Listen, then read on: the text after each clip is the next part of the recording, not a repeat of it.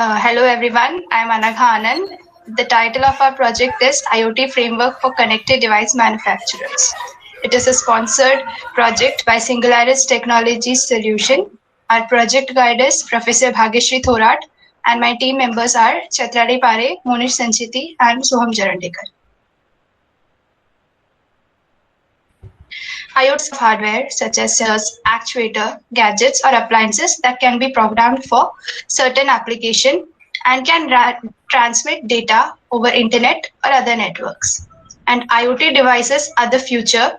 So our product is one such module that can be used in many devices. Next slide. Okay. For literature survey, we have referred to these three papers. The first paper is IoT-based speed control of a smart fan, which was published in the 4th International Conference on Digital Arts Media by IEEE. The method they adopted here was the direct device connection using Wi-Fi and monitoring using smartphones, tablets, and laptops. The advantages which it gave was higher speed efficiency and low distance limit for control. There were no drawbacks mentioned in the paper. The second paper we referred to was mobile-based home automation using IoT. It was published in the 2015 International Conference on Control Instrumentation, Communication, and Computational Technologies. The method adopted was user interface with smart devices using Bluetooth and Ethernet. The advantages which they gave were universal access using mobile phones, and using Ethernet, Arduino module board connection can be done from any part of the world. The drawbacks which were observed were the Bluetooth-based can't be used for from a distant location. It only uses short-range wireless communication technology, which can work only up to 10 to 20 meters. The third paper which we referred to was home automation system, that is HAS, using Android for mobile phone. It was published in the International Journal of Scientific Engineering and Technology Research. They used an UI Android application program implemented on an Android-based Bluetooth-enabled mobile phone and an 8-bit controller-based relay driver circuit with serial Bluetooth module. The advantages which it gave was compatibility with different Android devices, tablets, smartphones, watches, and so on. It was effective for short-range communication without compromising the user's data. Since it was only available for Android platforms, it had no connectivity for iOS devices. It was only effective for short-range communication, and it may not support a large number of devices. These were the drawbacks of the paper. So the gap identifications we observed were not for a smaller single model, but for a larger scale. The first gap was reduction in time of development cycle, because of the use of existing platform, the development cycle would be reduced to 30 to 45 days instead of the 1-year cycle which usually an development of IoT device takes. Second was reduction in investment of the companies. The smaller manufacturers would only have to focus on the equipment that they manufactured for the module, rather than focusing on the backend, since the backend will be provided by us. Data security. So with the use of private keys, data symmetric encryption, and changing of credentials of IoT core every 30 to 60 days, we could avoid data breach in the system. Okay. Yeah, so a problem statement is to build an universal module for individual device with backend support. And the objectives we are trying to fulfill are to build a common backend and hardware module for multiple IoT devices, so the manufacturers can focus on the compatible with the common module and manufacturing a device satisfying the needs of the module. The development of this product will allow smaller manufacturing companies to enter the competitive field of IoT devices, which is currently limited to only larger companies such as Bajaj, Havells, Syska, etc. Next slide. Okay.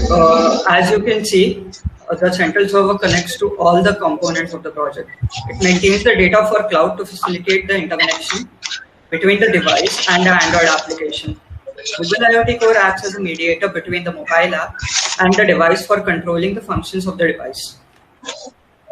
So for requirement analysis, the project would include a centralized server for maintenance of data, a device module, then Google IoT Core, mobile application using Android Studio for controlling the controlling the device to mobile phones, and web application for controlling the device from laptops. The hardware required would be an ESP8266 module, device to be mounted on mobile phone with Android version 10 or up with minimum 2 GB of RAM, computer with Windows. Minimum requirement is Windows 7 or Linux OS with 32 or 64-bit processors.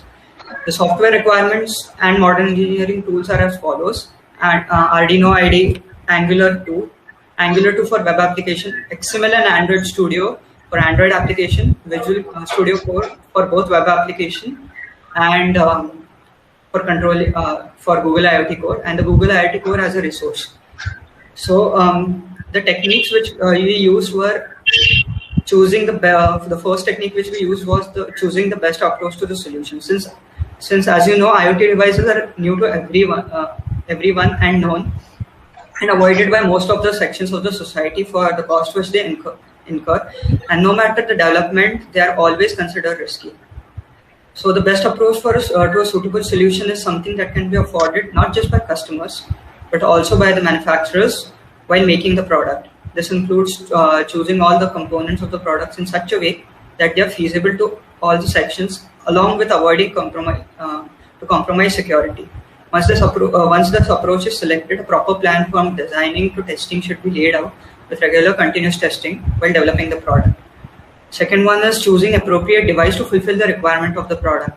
Devices, as you know, gather data and monitor parameters. They are found on everything from industrial equipments to buildings, cars, to animals for tracking, cargo, shipments, pipelines, even on people. In context to IoT, a device refers to anything that attains information and transmits it. Selection of an ideal module for firmware is one of the most crucial decisions, since it not only affects the cost of the product, but also the entire architecture. While selection of the module, it's always good to go with the latest updated version, since they usually have additional features and compatibility with most of the systems. The next one is forming a secure link between the device, applications, and central server. By applications, here we mean the mobile application and the web application. So the next one is accessing data and storing data at a centralized server. It is helpful to think that the data created by the device is in 3 stages. Stage 1 is the initial creation, which takes place on device, then sent over the internet. Stage 2 is how to create, how the central system collects and organizes the data. Stage 3 is the ongoing use for the data for future. For smart devices, sensors, devices and sensors, each event can and will create data. This information can be sent over network from a central application. For delivering this data back, MQTT, HTTP, and CoAP are the most common standard protocols used. Each of these has benefits and uses in each cases. The integration of all these systems will lead to a user-friendly device which can be controlled to a universal Android application or the web application in case of personalized computers, giving a user-friendly solution to client as well as the consumers. Yeah, so these are the impact analysis. The first one being the social impact. The positive impact is that as we are developing a generic module which can be modified as per the requirement of manufacturers, so the manufacturers won't have to spend their time in building an IoT device from scratch, as we will be providing them a generic device, a mobile application, and a web application. Not only time, but also cost of manufacturing would be reduced, as the manufacturers won't have to take care of the server and the basic connectivity of the module. Reduction in cost would be the advantage to the small manufacturers, as they can jump in with minimum investment and buy and develop the product according to the need of consumers. In the end, the customers would be benefited as they would get an IoT product at an affordable price.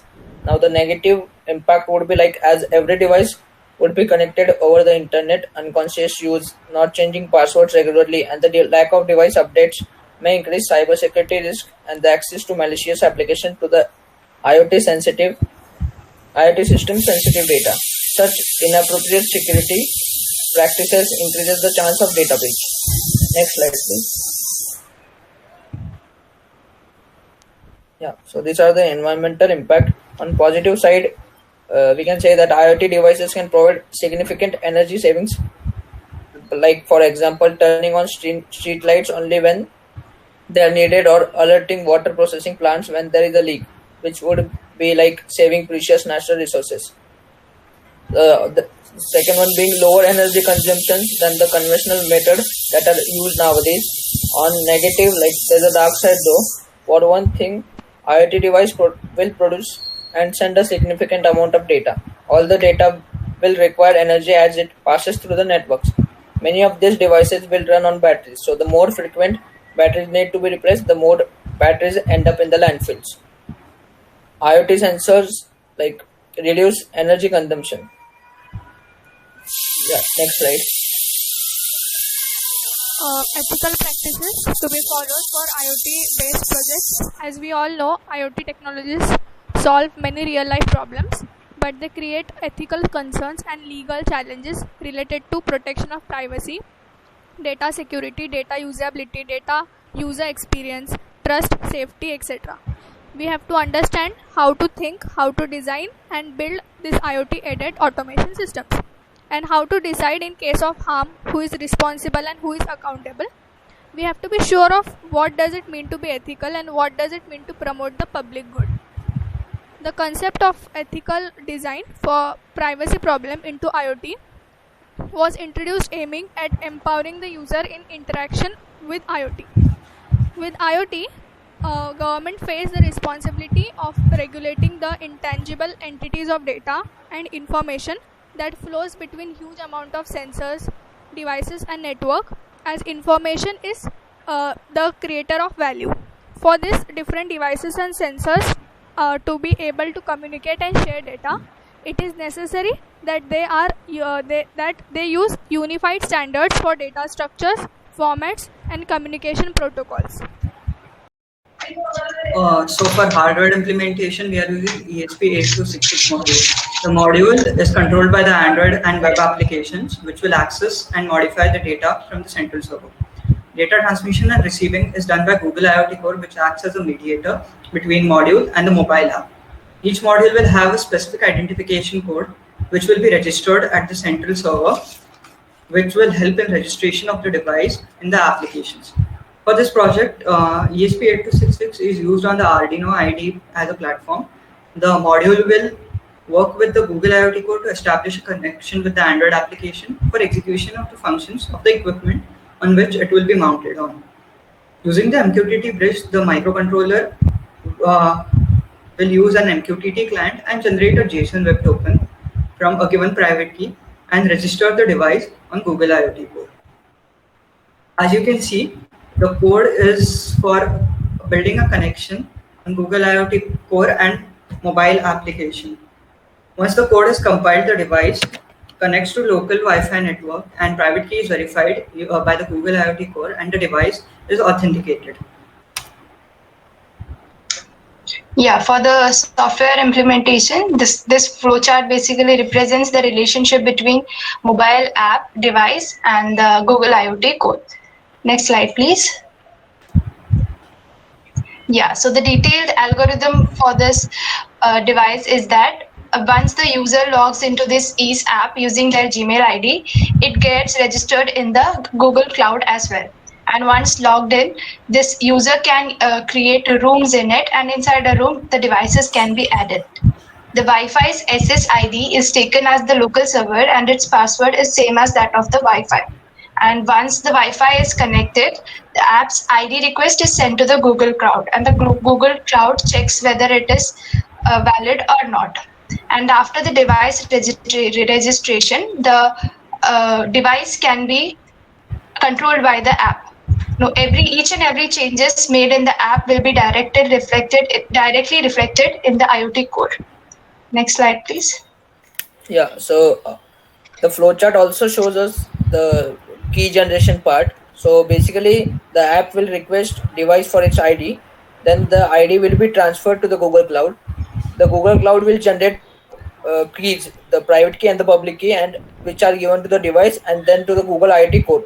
So IoT core basically gets private key from the device and public key from the cloud. Now Google IoT core uses these keys to authenticate the user.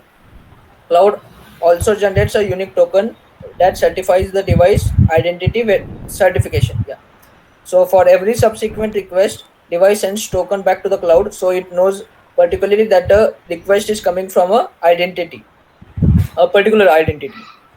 Uh, JSON Web Tokens, the tokens which are generated are basically JSON Web Tokens, JWTs, that are basically used for short-lived authentication between devices and the MQTT or HTTP bridges. Device will send the token back to the cloud to authenticate with them. If the token is valid, it will register the device data into the server, and if the token is not valid, it will simply show that the device doesn't exist. Next slide. Yeah, so for the web application flow, the start is actually when anyone opens the browser. A home page will appear for the client user and the admin. For client, the client will have to create the account first, and then the client will have to log in using the created credentials. The client would be able to see information related to the products and services, also can add these products to their cart.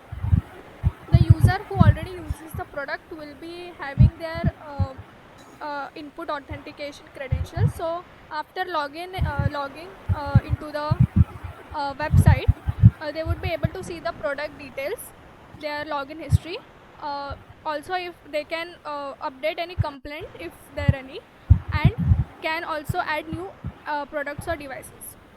So the main part is for the admin part.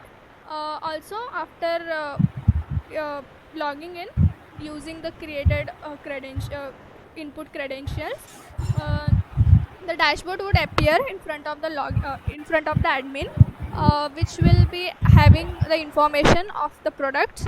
Also admin would be able to add, delete or modify the users, create or add the products, change the data, and also can give or change the permissions. So this is the basic web app flow. Yeah, so these are the simulated results for the mobile app. So the first one is the sign-in page, and once we sign in using our Gmail ID, it also signs in through your Google Cloud.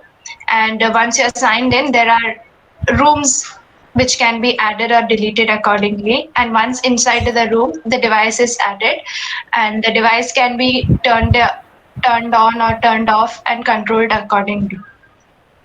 Next slide. Yeah. So the admin panel is where the content is created and the website is managed. So for that, the admin has to first create the username and the password, and then only the admin would be able to log in. After that, as I said, that the admin would be able to see the dashboard, as the sample dashboard is shown over here, where the admin is able to see the products, the quantity, the sold quantity, price per unit, and the profit made for each product. So in this manner, the admin login page and dashboard would be appear in the website. Next. So as I mentioned earlier, the code and the code will be compiled. The device connects. It will show if the device is connected to the local Wi-Fi network, and the private key will be verified by the Google IoT core, and the device will be authenticated. If the device is registered in the device registry by the user can change its state, and the state change can be reflected in the serial monitor as well as in the Google IoT core. With the use of symmetric encryption, a higher level of security is provided to user details and similarly to their personal details. The device will also contain a fail-safe mechanism in case of power surge or short circuit to protect the equipment from further damage. Once the system is restored, with the help of state retention, it can go to its previous state and change its state as specified by the user through the mobile application. Similarly, if the device is to be shared through a web application. The user can give access to another user by sharing it with the account of another user. For addition of the device, the mobile application, the user needs to press the reset button thrice on the device so it enters the smart config board, which gives the chance for the device to be added in the mobile application. With the use of MQTT client and the MQTT bridge uses the given private key, which is generated using a symmetric encryption to generate a JSON web token for registration of the device in the mobile application using Google IoT Core as authenticator of the user. Yeah, so these are the basically outcomes and the future scope. So the outcomes will be like the first point being the cost reduction, which will basically help the small manufacturers to enter into the IoT market. The another point being is the reduction in required manpower, and the third point is reduction in time of development. As we are providing them with a generic module, they don't have to sit and build everything from the scratch. Now coming to the future scope, like initially these models can be used in generic devices, but these models can be further improved to connect thousands of global endpoints, implementing an infrastructure for MSME sectors through a better and a reliable source. Next slide.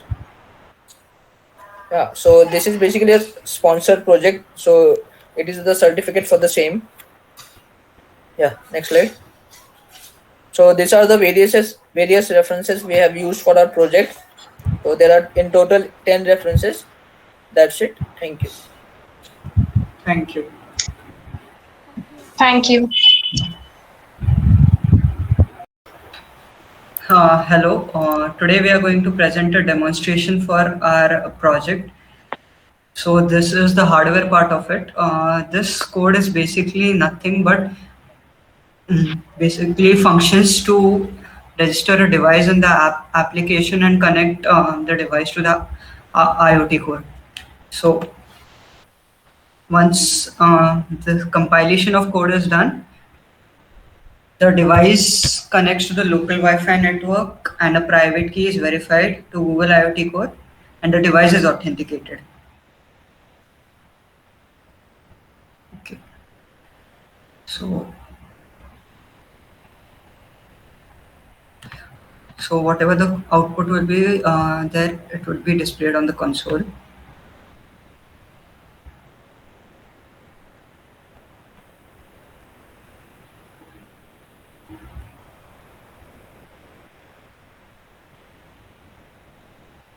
Yeah, so first it will initialize the boot counter and then it will connect to the registered IP, which is through the local network.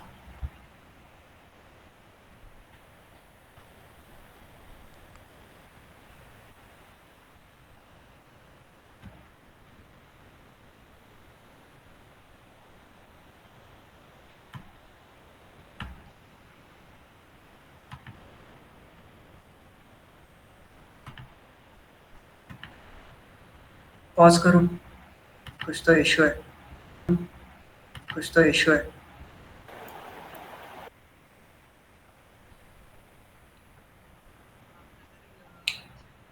After the resetting of the RTS pin, the boot unit will begin and boot counter will be initialized.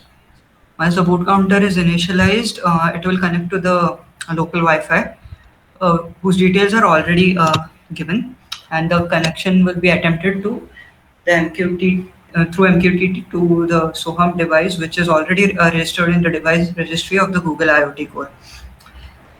If the device is registered in the device registry, the user can change the state and will be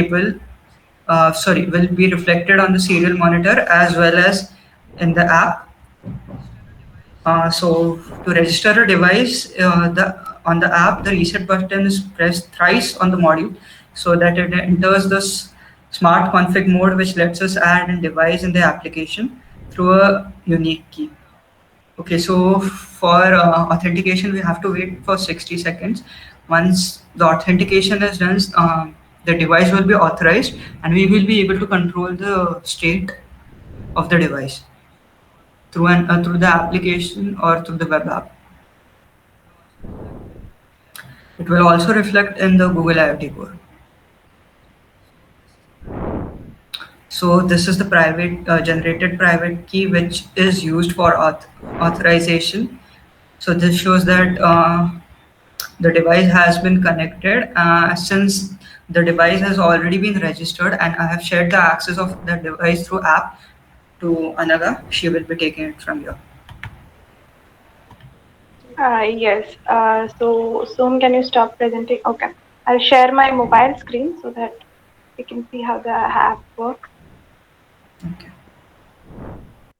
Is my screen visible? Yes. Okay. So I'll go to the app. So this is our app and this is the first page and I've signed out, and to start in with, I'll sign in using my Google account. Yeah, so I'll sign in using my Google account. Yeah, once I am logged into the app, I'll go to devices, and Soham has shared his device with me. And this is that device, LED. And now the status of this device is on. Now I'll turn it off, and the device will, this changes the, whatever changes I do here, it will be directly reflected to the IoT core. And I can also change this slider so as to increase or decrease the brightness of the LED lamp, and I can turn it on and change it accordingly. And all these actions will be directly reflected to the IoT core. Also, I can add rooms over here. For example, I'll show you how we are doing. So let's name the room as bedroom, and these are some by default. Yeah, so one room has been added, and once I go back to the room, yeah, we have this bedroom, and we can select this bedroom, and here we can add the devices. So for adding the device, my Wi-Fi's SSID is taken as the local server, and the password is same as that of my Wi-Fi. So at this moment, our hardware is not yet ready, so we won't be able to add this device. Now, Monish will continue with the IoT core part. Yeah. So I'll share my screen. Can you stop presenting? Yeah.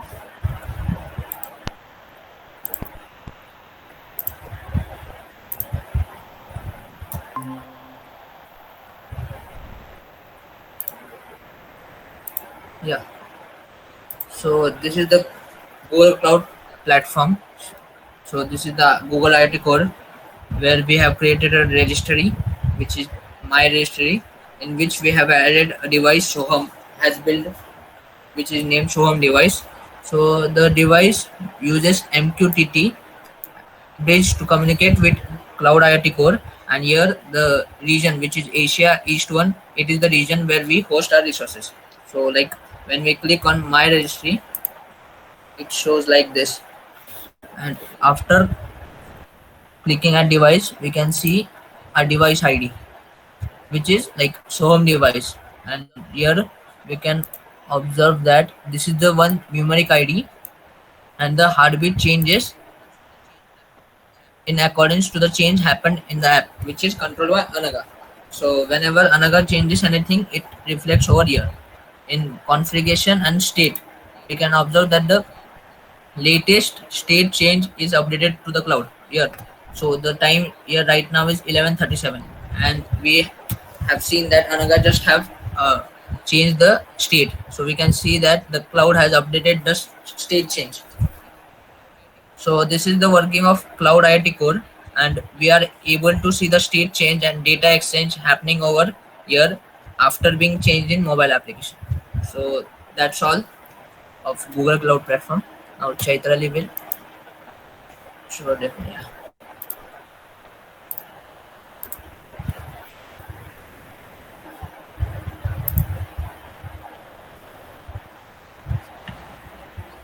Chaitrali, can you share your screen?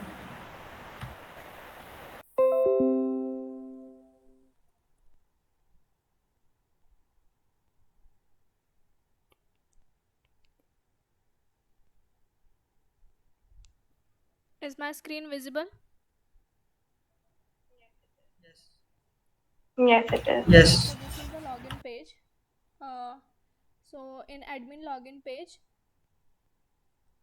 we are creating the login page for admin to see the content so that he can create and manage the website. I've created this using Angular JavaScript components. As you can see here, the login form, the username and password is there. This is the username and password. There is a checkbox to remember the password and a submit button.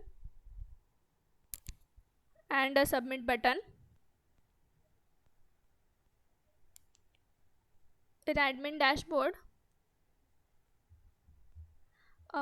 this content is going to be there in the tabular form. That means admin would be able to see this information in tabular form.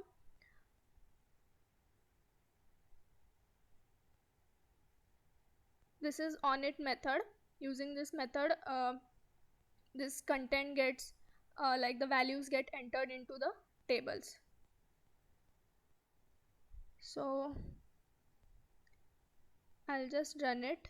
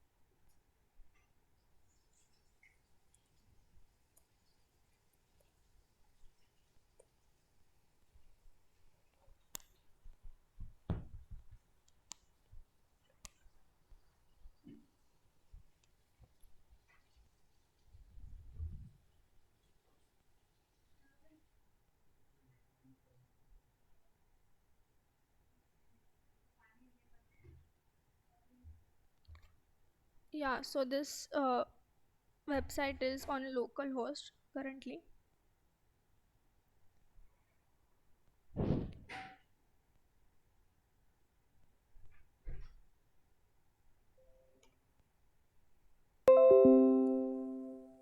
Okay, so this is the login page. A title, username, password, login button, submit button is the input data. And if I created this username, login, I would be able to see this dashboard. This is the front page of the administration UI. So it provides convenient shortcuts for common management tasks, some server information. Right now, as per the requirement, we have entered the product ID, name, quantity, price and profit. So this is for the admin app and overall demo for our project. Thank you. Thank you. Thank you.